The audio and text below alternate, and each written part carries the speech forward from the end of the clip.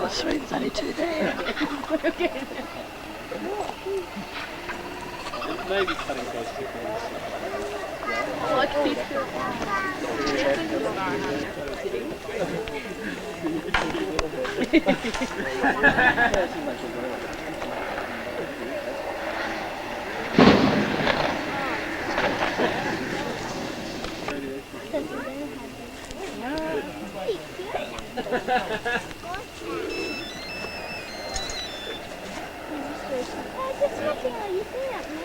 No. Oh, they're gone.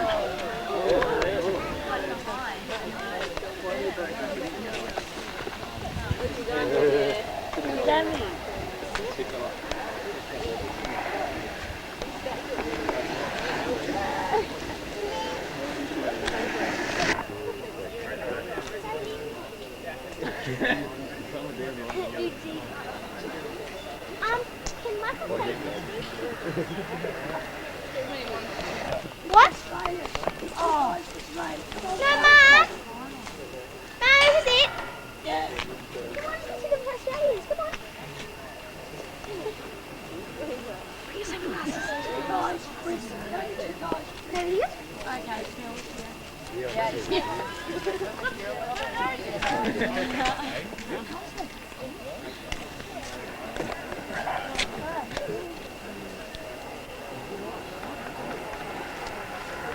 Is that Richard and Lindsay?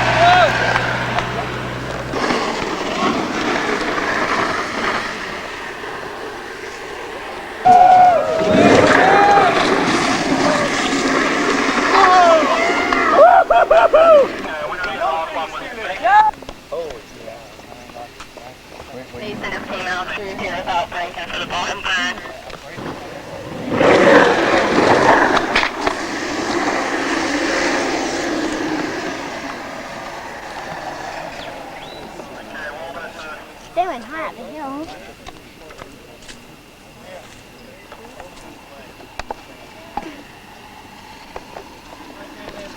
He's kind of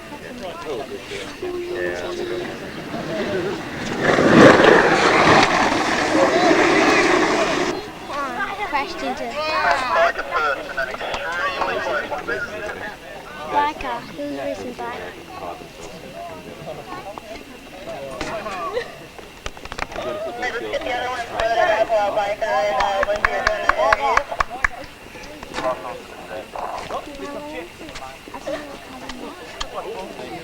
Family sport.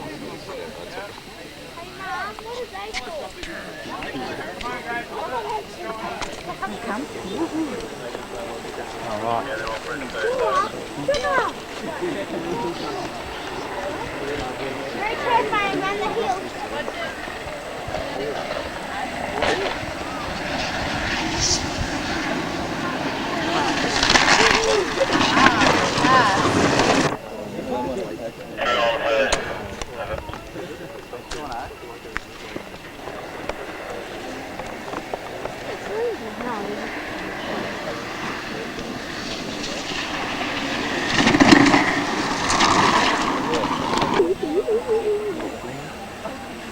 Oh, not this one.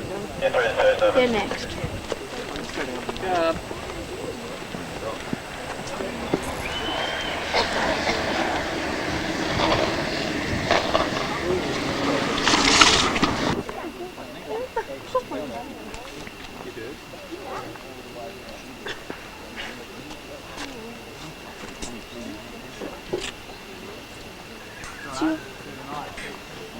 That's yours, Mom. I know.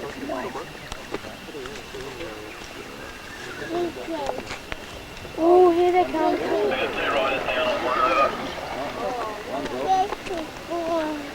One coming back down.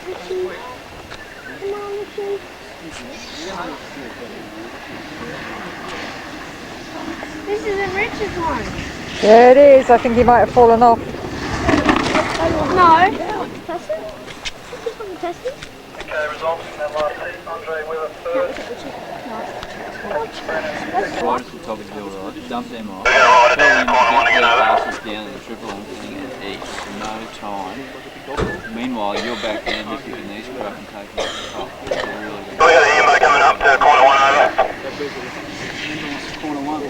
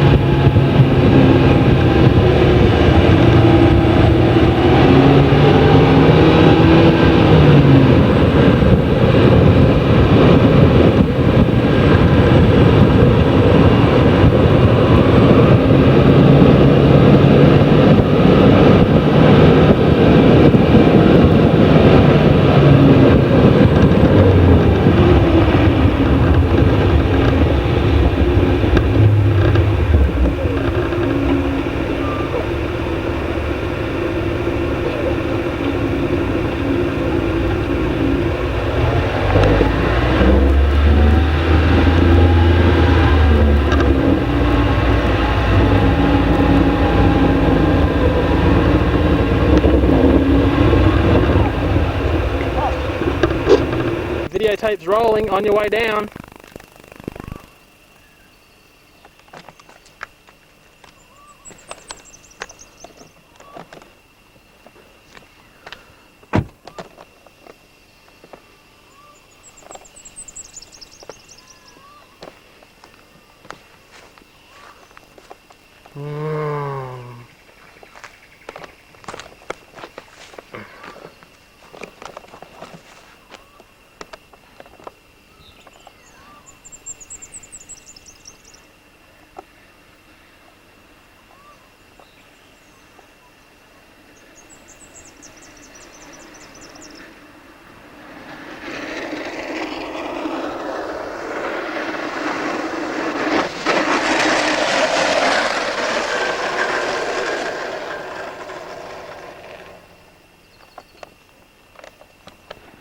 He's got car tyre on him.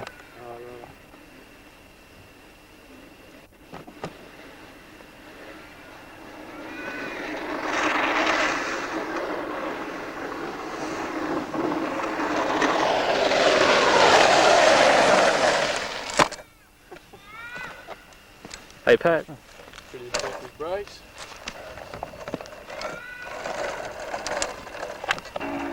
Well, I don't even know if I did that properly, man. Huh? I don't even know if I did that properly. I panned it in too much as well. Oh, did you? So, I don't know, how do you rewind it?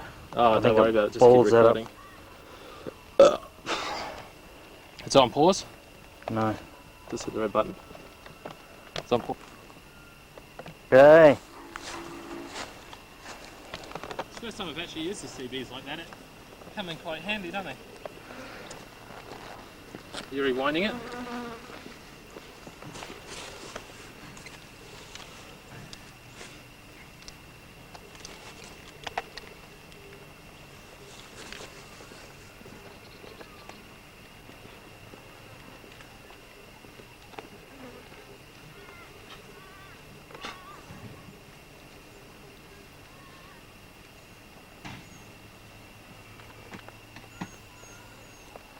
Time.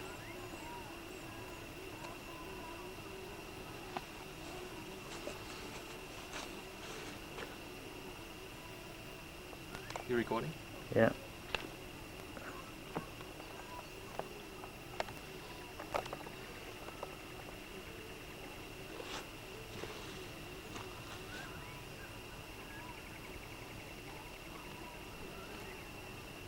Duck.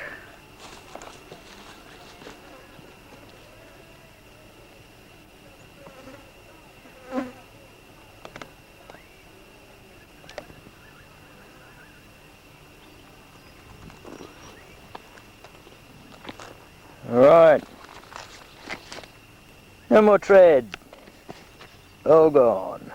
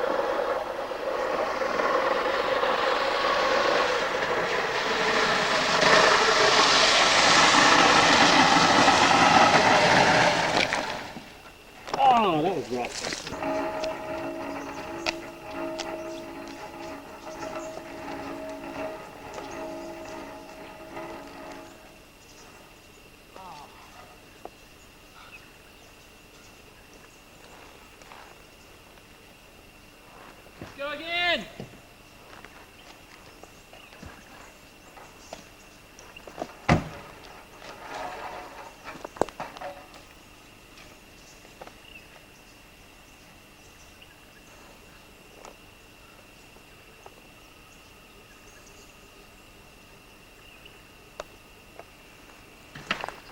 Spin caution, rider on track.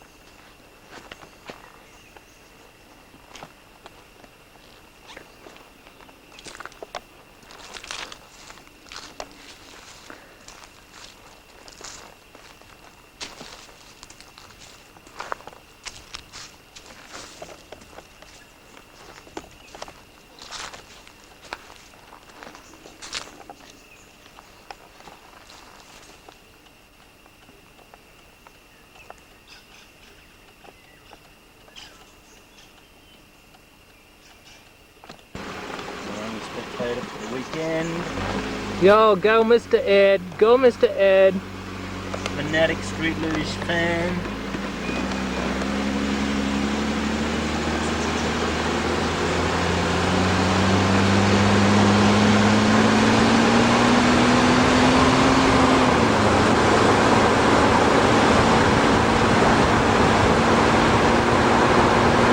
How did you do this?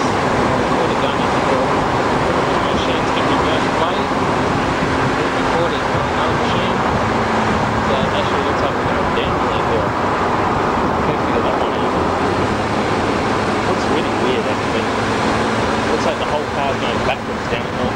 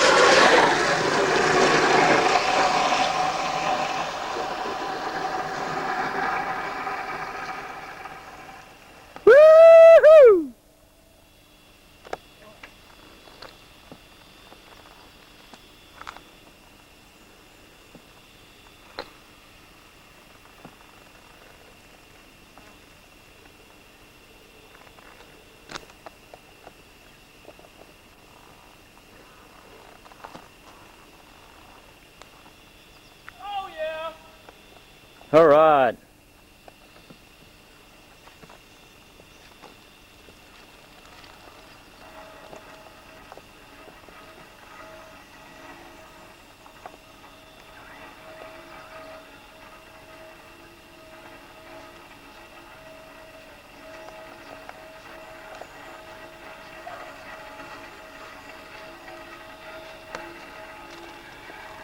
That's it, I'm done. All over Red Rover. Nice big fat skid marks and all.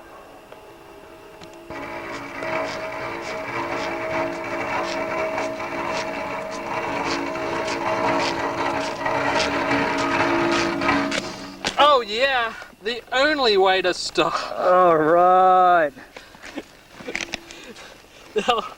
Oh yeah! Woohoo! It's like I'm wearing thongs.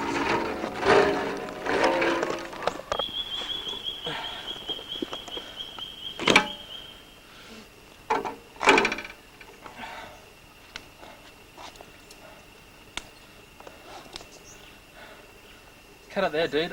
We'll drive up to the top, run it down.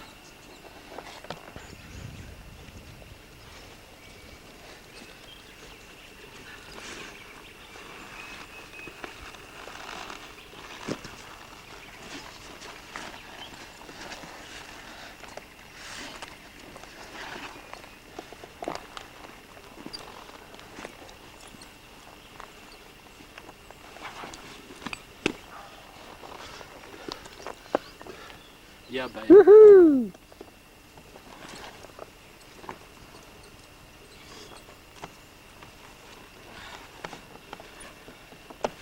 Done enough creative footage now.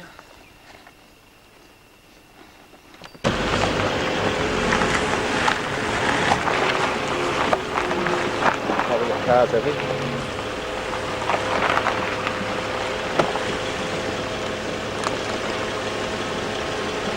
Try and drive to that side of the road, I reckon.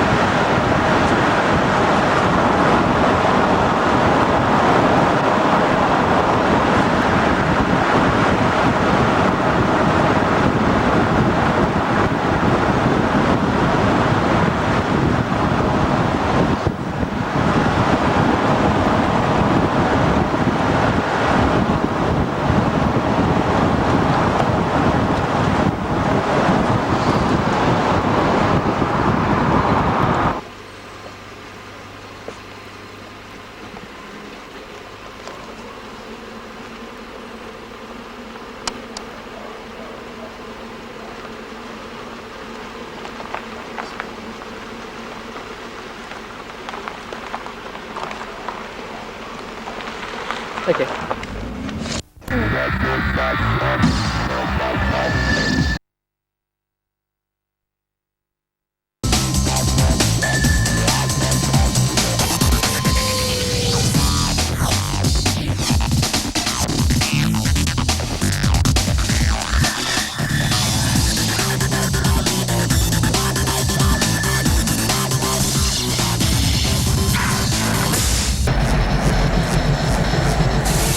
One of the fastest sports at the World Extreme Games is street luge. The key to a fast time down the course is the cornering. Choosing the right angle into a corner will make you roll rather than slide around it. And this will help competitors to get a fast exit speed. Smooth lines and aerodynamic positions will get you down the course quickly. Sitting behind other riders and getting a slipstream is one of the best ways to pick up speed and pass. The only way to stop a luge in motion is to use foot brakes. Luge pilots add rubber to their shoes to get extra stopping power. And at 80 kilometres an hour, you need all the stopping power you can get. Yeah, we got Big Tom Mason from the United States, Peter Elliott from England. They're going to have to do a lot of work here in the start. Yeah, you know what? The start is a lot to do with these street luge races. Sometimes they have the pole sticking out of the ground. They can really get a big push. Today they've got to go with the knuckle and then into the palm paddle, and they're very close going into the start, but it is Peter Elliott who is slightly behind Tom Mason. Tom Mason's a big guy. He's going to be tough to catch up from here. Yeah, it's got to be a huge difference, guy carrying that much weight down that hill. Exactly. That's pretty much what carries them down here. These guys can't do any accelerating. The only thing that gets them going faster is their weight, and then they can break into the turns. If they can hold off on their braking, then they're going to have a little more speed going into the finish. I mean, it's all physics, Paul. I mean, maybe that energy drink helps out, but I mean, seriously.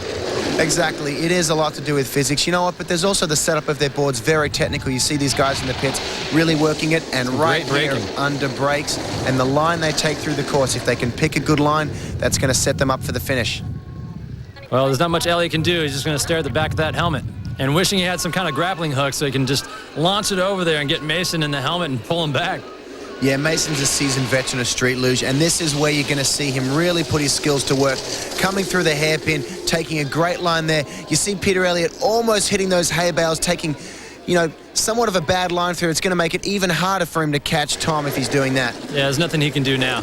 This race is over. Exactly. They're coming through the finish. Tom Mason with a fairly easy win, cruising over the finish line. In the replay, we see the sweet, smooth style that Tom Mason has to go through to the semifinals. Yes, and he is going to be taking on the big man, Bob Pereira. Here we go. Quarterfinals of Street Luge. We got Jeremy Gilder from the UK, if you couldn't tell, and Andre Weber from Australia. You know, little high five. What's up? Good luck, brother. A lot of camaraderie between these two guys. They're both fairly new to the street luge scene. You know, this is going to be a great race. Andre Weber actually designs a lot of the boards that you see the Australian guys riding on. So he definitely knows a lot about Australian street luging. And look at the paddle right out of the gate. Andre Weber in the lead, and Jeremy Gilder trying to catch him with a couple of extra paddles there. We'll see how this one turns out.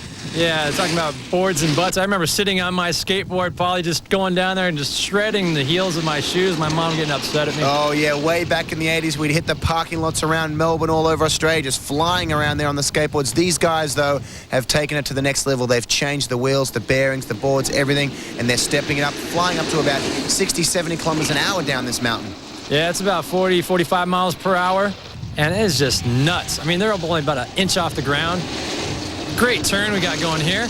Yeah, here we go. Oh, you know, he's taking the outside line. And the difference between these two guys that's really going to end up in line, you've got to pick that line coming into the turn and come out of it. You can't accelerate out of these turns. You just got to hope that you pick the right line. And here's the tough corner coming up.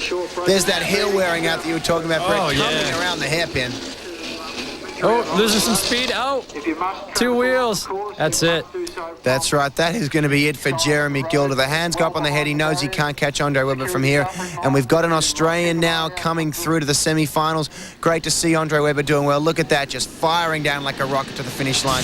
Jeremy took a little time to come home there, and Andre coming through the easy win, and this is where he won it right here on the line. Look at the way he took that hairpin, Brett. Yeah, it's the last turn right here, and this is where it was all laid out right here. This is it. Done. I'm sorry. Hey, game over. Insert quarter.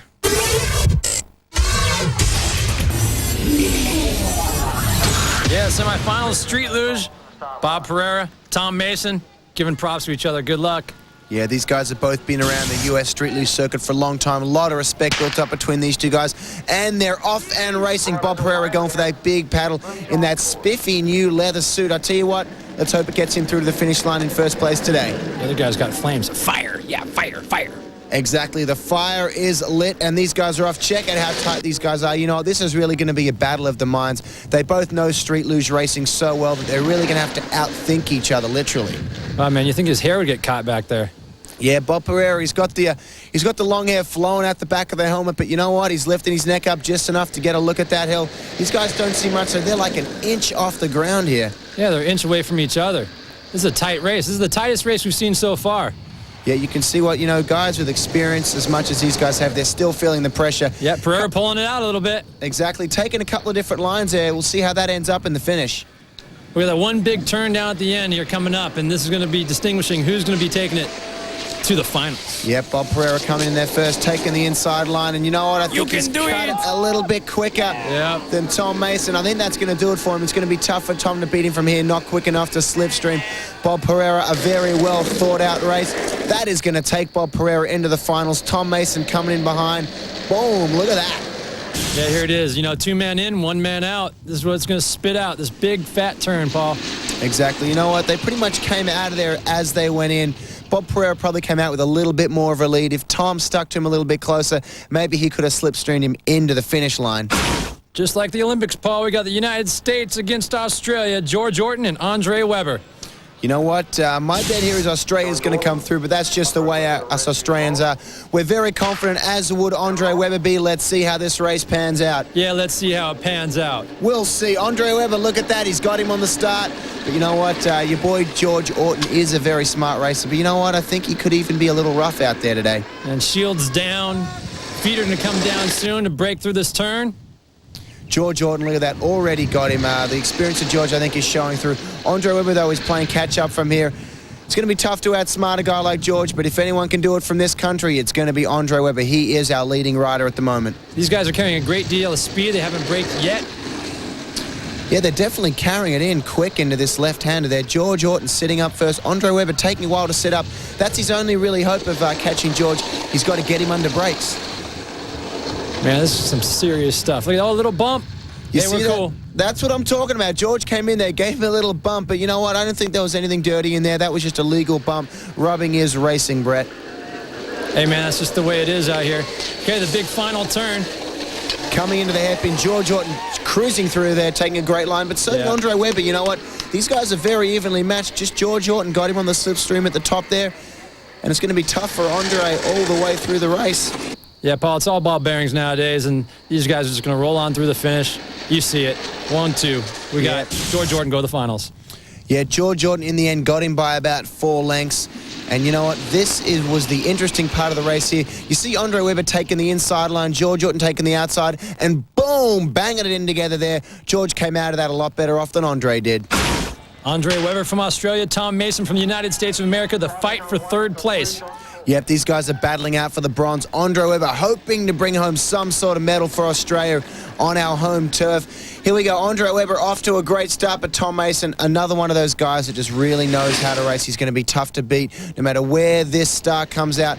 Andre Weber, though, having to hold him off, and he's doing a good job so far, but they are macking in here. Tom Mason taking the inside line, though. It's a seriously tight race, and I got to tell you the truth, you know, maybe we should just let you guys win one.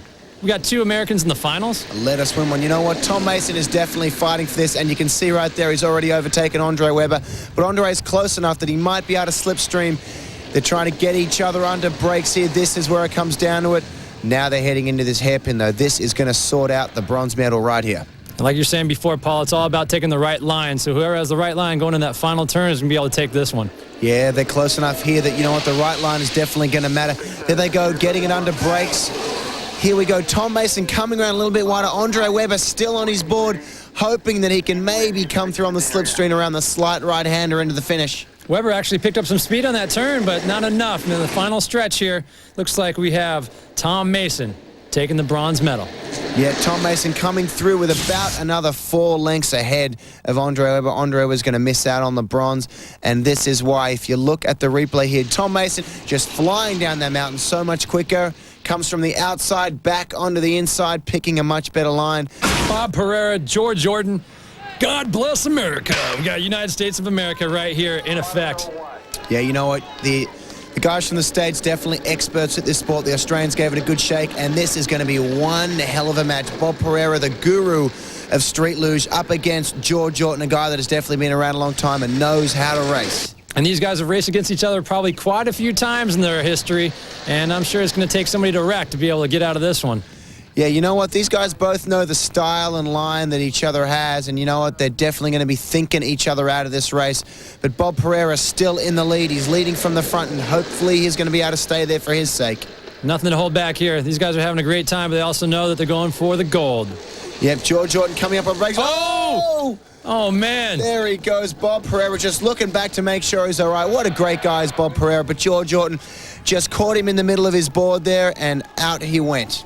Yeah, it's got to be tough. All he's got to do is just come across the finish line. He's looking where his buddy's at. He wants to pull up and wait for him, but he's going down to the finish line. He's going, that's mine. You know what, Brett? I think that the kind of guy that Bob Pereira is, he really wanted it to be a good, fair race. He's probably a little upset that it's not going to be tighter in the end because it's been a great day of Street Luge here in the duel. Yeah, man, it's got to be a cool feeling, though, to come across that finish line all by yourself. Yeah, we can check it out again. We got Pereira just ahead of Orton coming into this turn, laying it down.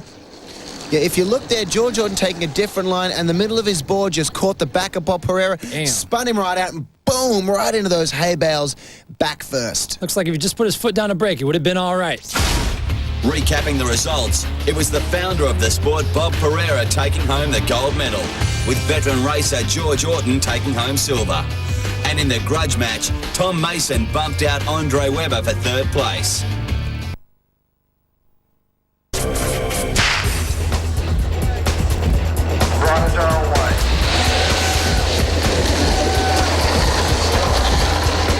I've always had desire to race vehicles and such, and as a kid I grew up racing go-karts and things like that. It all derived from the skateboard, so, but many years I got dared to skateboard down a hill, standing up, which wasn't very successful. So ended up riding on the old seat of your pants, and from there it was one of those things where it just kind of clicked, and we thought about, we called it Land Luge instantly.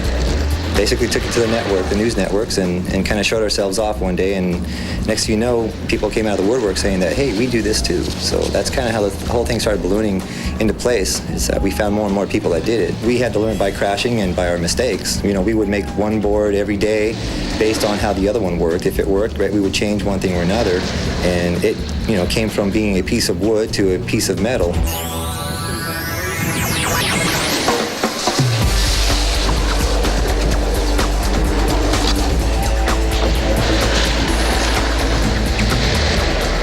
The fear is there, you know, because fear, if you don't have fear, basically, then you're just a wild person, and that keeps you pretty much alive. I've had some pretty ugly accidents, but I've learned from every one of them, and because of that, I think it's made me a lot safer of a person on the road.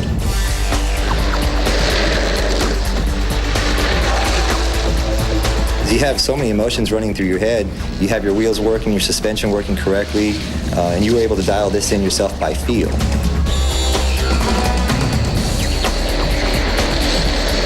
Luge has been my life. It's the one thing I've done the most of in life, and it's my profession. And basically, if I was not allowed to be able to develop it, and it just wouldn't be happening as it is today.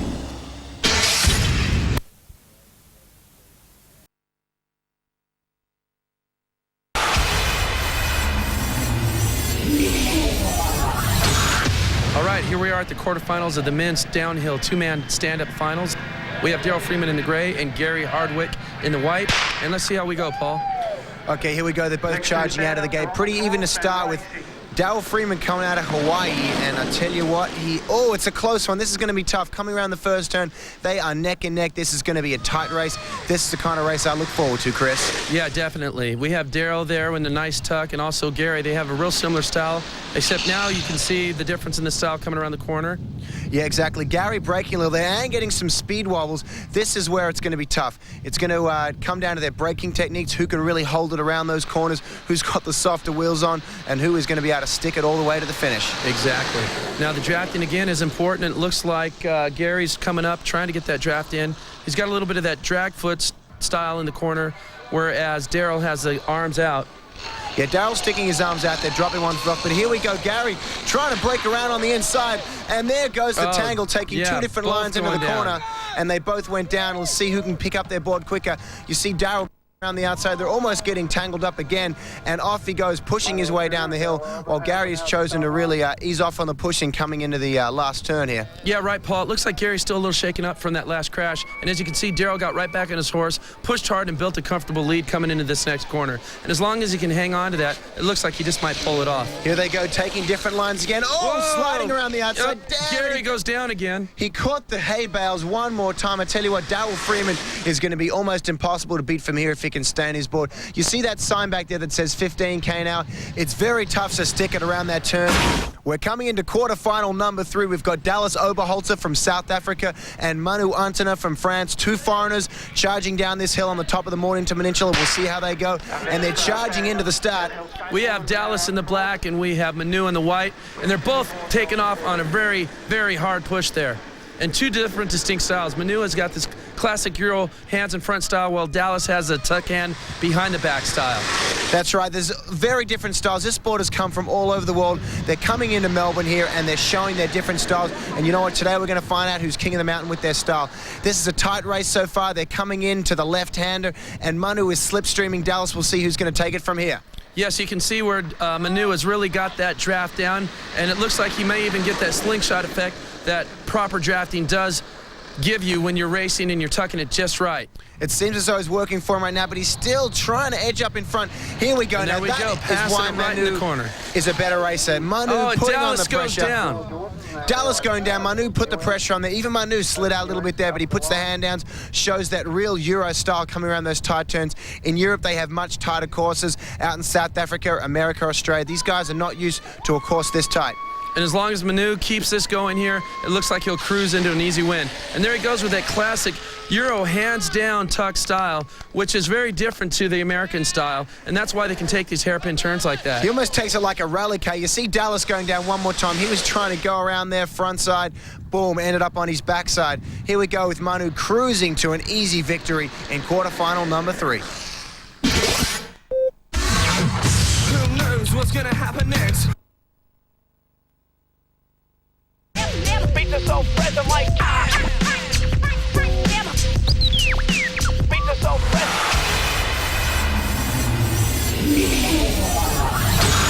All right, here we are in the quarterfinal 2 with Eli Smoose and Manu Antona, and they're starting off right there. They're going to have to get a good, strong push to win this one. And Paul, take over. It's going to be tough for Manu to get the big, strong push out of the gate. You see that knee pad on his left knee there. He has a bad knee. He's had a bad knee all day long, but you know what? We'll see how the big guy can come out of the gate. There he goes, working through that pain. Does not bother the Frenchman. But like I said, he's coming in a little bit behind, and Eli Smoose has got away to a good start, but Manu is an absolute specialist when it comes to drafting.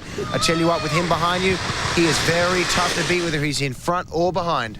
Now, Eli has got that tuck leading into him, but Manu is a master of the drafting, and it looks like he's closing in on that gap a bit. Plus, he's got that lower center gravity Euro style, which keeps him on a much tighter axis going around the corners.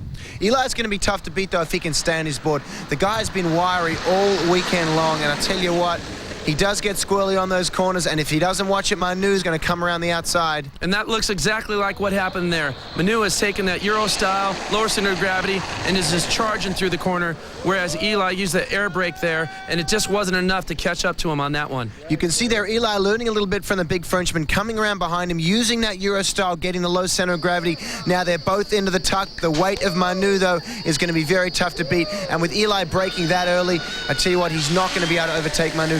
There Manu comes around, Seth sliding it around, and Eli doing the same thing, but coming off the board. Right, he looks like he was trying to adopt that European style a little too late. You know, that takes a lot of practice to get that. Manu's been doing that for years now, and it looks like it's just kept him in, and it looks like he's going to cruise through to an easy win. Yeah, after that fall, Eli just gave up. Manu, nothing to worry about, taking it easy. You can see there, waving to the crowd and the cameraman, cruising through for an easy victory, and he is off to the final. And you can see how this course here lent itself more to that Euro style that Manu has, whereas Eli, with his more stand-up style, really had a problem in the corners there. And as we watch this replay here, you can see Manu has perfected this over the board, grabbing his board, keeping his center of gravity right in there so he doesn't slide out. Whereas you can see Eli loses it because his both hands are off. He just doesn't have that center of gravity where it needs to be. All right, here we are in semifinals number Heat 2, and we have Dave Van Bommel in the black and yellow and Daryl Freeman from Hawaii in the gray, and they're charging fast here. These are a couple of the top guys that have come in, and that's why they are in the semifinals. Not only that, these guys are great friends. They ride together a lot overseas, and here you go. They know their styles, they know each other's lines, and these guys, it's going to be a tough tussle. As you can see right there, they are so close. Daryl is drafting Dane, and we're going to see who's going to come around this left-hander and come out a winner. Well, Daryl probably has some practice over at Mauna Kea, chasing, getting chased by those lava flows out there. They have such a similar stand-up style there. You can almost tell that, they have raced together quite a lot. Exactly. These guys are the same age. They've come from similar schools. You see Dane there grabbing the board and stopping. Daryl, though, putting his foot down without grabbing the board. They're coming around, still no problems in this race, and Dane is starting to run away with it. I think that little bit more experience that Dane has is starting to come through for him. Right, now Daryl might just be picking up some of that. Now Dane is doing the foot stop, whereas Daryl has the air brake. And you got a little bit of that Euro style in there too with Dane.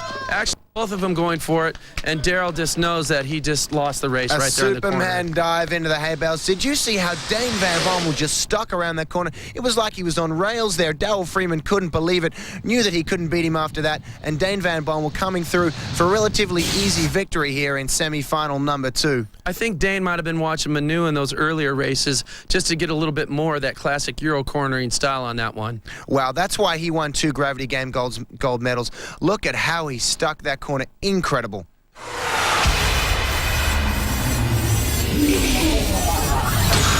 I love to race with you. Yeah. Ready? Okay, we're ready. All right, and this is what it's all leading up to here. This is the finals of the two-man stand-up downhill. We have Dane Van Bommel, Team Dregs, and Manu Atuna, the classic Euro styler, who's been tearing it up, keeping his lower center of gravity through those corners. And let's just see how it goes, Paul. What do you think? It's going to be a tight race, I think, Chris. I mean, Manu Atuna has got that classic European style, slides around a lot of his corners, almost like a rally car, whereas Dane Van Bommel is like your typical Formula One racer. This guy sticks his turns, and he's come out with a big push. Like I said before, Manu's got a bad knee, hard for him to push. Yeah, that's just it. We know that some of these races are won on the push, and Manu, with that bum knee there, just didn't have quite the takeoff that Dane does. But he looks like he's making it up in his drafting style there and really closing in on the gap there. Exactly. I tell you what, Manu has quite a few pounds on Dane, so he's going to mack down that mountain a little bit quicker. And then you see right there coming through on the outside. I tell you what, he's going to be tough to beat from here. Yeah, and he just slingshotted past him, though, with that drafting style. Now he's got his Euro cornering going on. But look, Dane there has a much smoother, clean line and making up a lot of ground. All right, here we go. These guys are approaching the hairpin now. This will be very interesting. The style of Manu and the difference of Dane Van Bommel. We're coming right into the hairpin now. Manu's up a little bit earlier than Dane. Dane's dragging the foot. Manu's sliding around like a rally car. Dane, he's a little bit on the outside of his previous side. Dane, he clips the hay bales. This is going to be tough for Dane to pick it up from here. He's going to have to hustle a lot to make this up, but if anybody can do it, Dane can. But this looks like it's going to be almost impossible. Manu has built a very comfortable lead and should cruise through the finish without a problem. That was very unfortunate for Dane Van Bommel, taking quite a different line than he did in his second semi-final. You know, and I think it was because he had a little bit too much speed coming into that corner and couldn't quite get on the inside line that he was looking for. And there he goes, finishing for a silver medal. Still a great effort. And Manu's sliding right in there for the gold medal.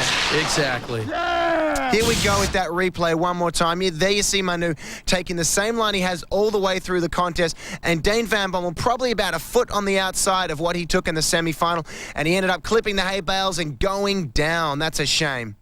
Recapping the results, it was the powerful style of Manu Atuna from France that gave him the gold, ahead of Dane Van Bommel from the States, with the Hawaiian Daryl Freeman qualifying for bronze from his qualifying time.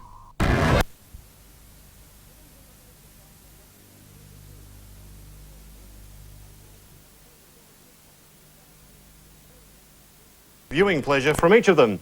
Last week, we saw Olivia spank the naked backside of the porn film industry in LA, and John Safran trapped alone in Osaka with the person he most fears in the whole world, himself.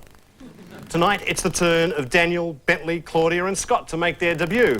We'll be going inside a rebel camp on the Thai-Burmese border, exploring the life of a homicidal tattoo artist in the Philippines, and investigating the strange eccentricities of a cat-crazed pensioner in New Zealand. Here to assess their efforts from the luxury of their comfy chairs is our hard-bitten panel of judges. The Take No Prisoners veteran of short films, director of the highly acclaimed Idiot Box, the tough but fair David Caesar, no quarter asked, none given. Current affairs and arts reporter and presenter of Triple J's Creatures of the Spotlight, Sarah McDonald. And finally, a true Renaissance man, TV critic for the Sydney Morning Herald, sushi chef, stunt pilot and a great lambada dancer, Tony Squires.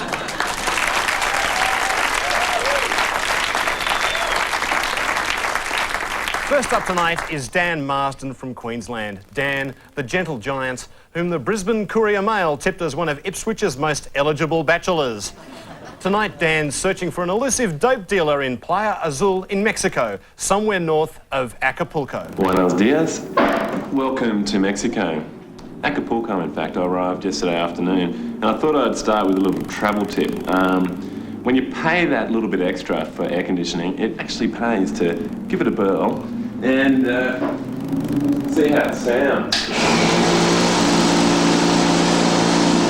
Well, I'm up now to get some breakfast and then have a bit of a look around Acapulco, Acapulco style.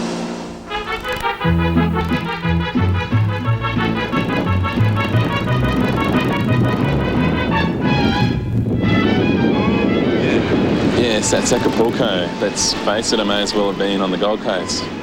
This is Playa Azul, about 5 hours north of Acapulco. It attracts Mexican families mainly and the occasional backpacker or surfer.